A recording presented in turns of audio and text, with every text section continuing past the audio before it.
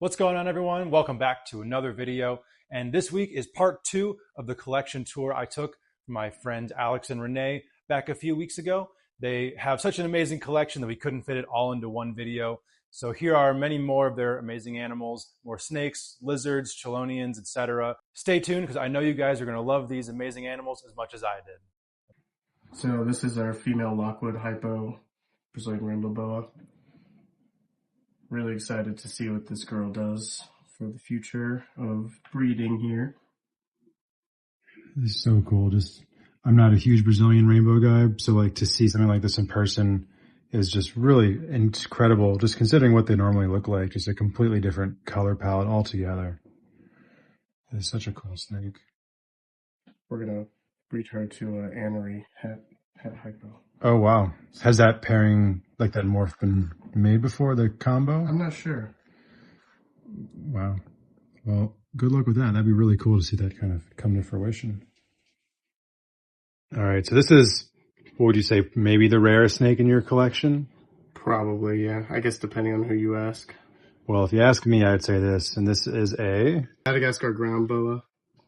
So often confused with a Dumeral's boa, but not the same snake, and in my opinion, much, much more beautiful. This guy is deep in shed right now. Unfortunately, you see those eyes, full blue. But I mean, what are the main differences between the two, between the ground boas and the Dumerals? I would just say pattern and coloration. They tend to be a little bit more short-bodied than the Dumerals. Okay. I'm sure there are a lot more differences, but I guess just looking-wise, that's what I see. These guys are almost unheard of in the hobby, and one of the reasons is that they have litters of typically 2 babies that are absolutely monstrous. And, for anyone who knows about these Madagascar species, they're not small at all. So an adult female is probably 7 feet long or so? Right. And to have only 2 babies is absolutely crazy, and they're just one of the things that makes them so unique. What a cool snake. All right, so this is a Bismar ring python. This is probably one of the coolest snakes, in my opinion, that we have in the reptile room. Mainly just because, as a kid, seeing these guys in Reptile magazine was pretty cool. But these are the infamous snake that is Halloween orange and black and kind of has the reputation to dole out. I happen to like that they dole out. That's cool. Yeah, it's a really cool look. Really cool head structure on the snake, too. Like a smaller white-lip python head. Yeah. And some of them tend to be, pretty crazy, and others tend to be pretty chill. And thankfully, I've had some pretty calm ones. The female is pretty cool, and so is the male. That's awesome. All right, so what's going on with this snake here? So this is a Soran Leopard Boa. When we got this animal, it wasn't as dark, so kind of with time, just like the IMG gene, it has just darkened up. And were you expecting that, or is this kind of a spontaneous thing that happened? It was kind of a spontaneous thing. It started with patches on the side, and I was like, what's happening? And now it's basically throughout the whole entire body. That'd be so cool to be able to reproduce that pure IMG Sonoran, essentially. Yeah, this is a 4-year-old female. Okay. So what we got here? This is a Bolivian boa, otherwise known as Boa constrictor amarali, short-tailed boa. Is this lighter saddle pattern typical, or is this kind of what this animal was bred for? I feel like it's a little bit of both. There's a variation called Bolivian Silverback, and this animal is definitely considered a Bolivian Silverback just because of the peaks, the color of the peaks, the shape of the pattern, or of the peaks. Locality boas is something I've never really gotten into, but I always knew that I could dive deep down that rabbit hole if I let myself.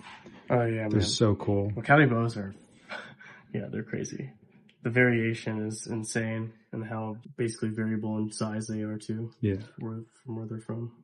All right, so these are maybe the most beautiful tortoises in the entire world. Alex, tell me about these guys. So these are Radiated Tortoises. They come from Madagascar.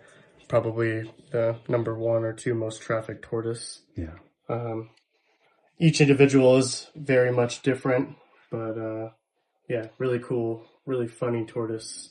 When they get older, males are really personable. Yeah, you can tell this guy is wanting to get up and run. Yeah. Yeah, but the variability is just so amazing. I really love that high gold look, but I know Brooke loves the dark ones. But yeah, there's something for everybody. These are such a cool species. And the color of their skin too, that kind of gold, the gold legs and gold face. So cool. Oh, it's okay. I need some of these one day. All right, so what are we looking at here? This is Tinosaura Polaris, otherwise known as the Motagua spiny-tailed iguana. Very cool. So how big do these guys get full grown? They'll probably get about a half a foot larger than this, if that, and the females stay a little bit smaller. Okay. For the most part, they're a smaller Tinosaura. Do their markings and coloration kind of change as they grow, or is this kind of their phenotype as they get to adult size? This is pretty much their phenotype as they get to adult size. This girl, it has a lot more yellow than this one, but for the most part, they have like a lot of this crazy looking white creeping up, and then as they age, they'll maybe get a little bit more exaggerated white along their neck, but other than that, this is pretty much them. These guys, the girls right here, are just not as happy. That's awesome. Got the Meridens here. Such cool monitors.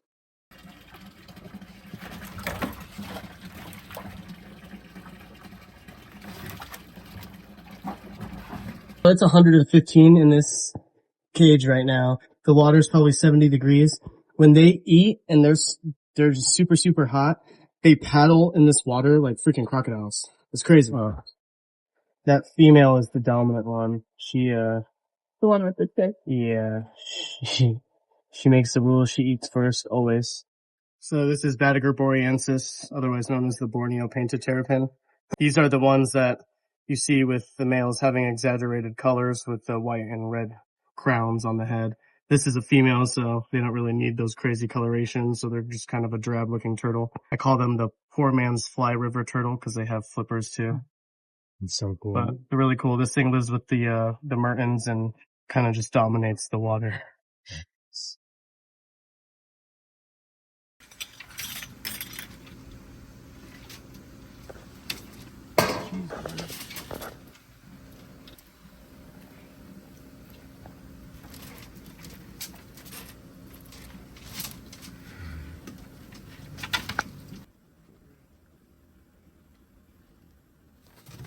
So who we got here, Alex? So this is a trio of Indian spotted turtles, not to be confused with the North American.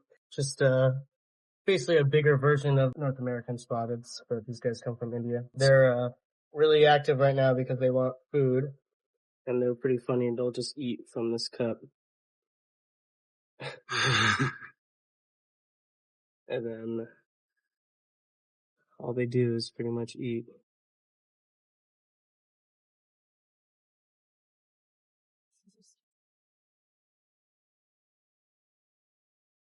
All right, so who's in here?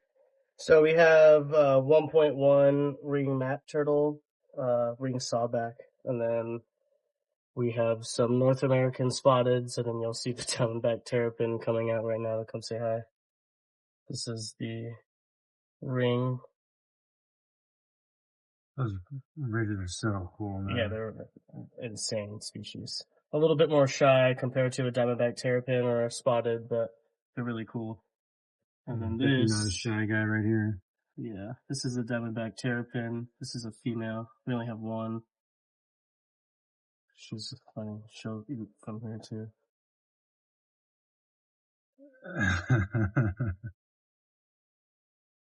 There's one more spotted.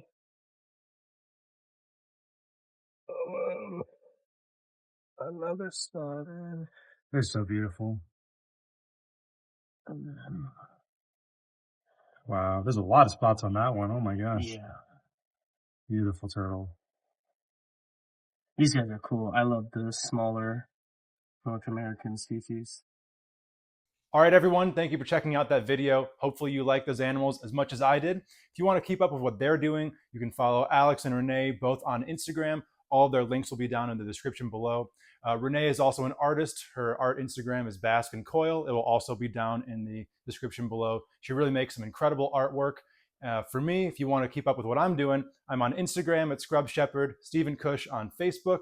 I have a podcast every Wednesday night on the Trap Talk Reptile Network called Cush's Corner. I'm also on Morph Market under Kush Reptile. And of course, I'm here on YouTube every single Friday. So subscribe, like, comment, share, do all that good stuff.